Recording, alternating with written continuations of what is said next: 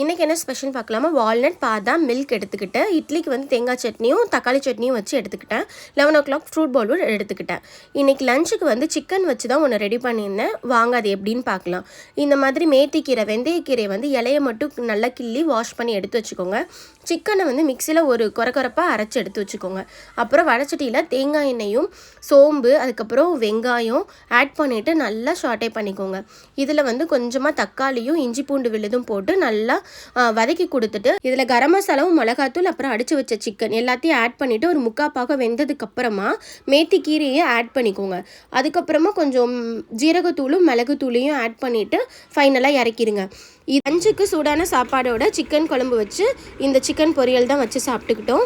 இன்றைக்கி டின்னருக்கு வந்து சப்பாத்தியும் கொஞ்சமாக இருந்த சிக்கன் குழம்பையும் வச்சு ஃபினிஷ் பண்ணிட்டோம். என்னோடய வீடியோ பிடிச்சிருக்குன்னா லைக் பண்ணுங்கள், சப்ஸ்கிரைப் பண்ணுங்கள். நான் உங்களை நாளைக்கு சந்திக்கிறேன். பாய்.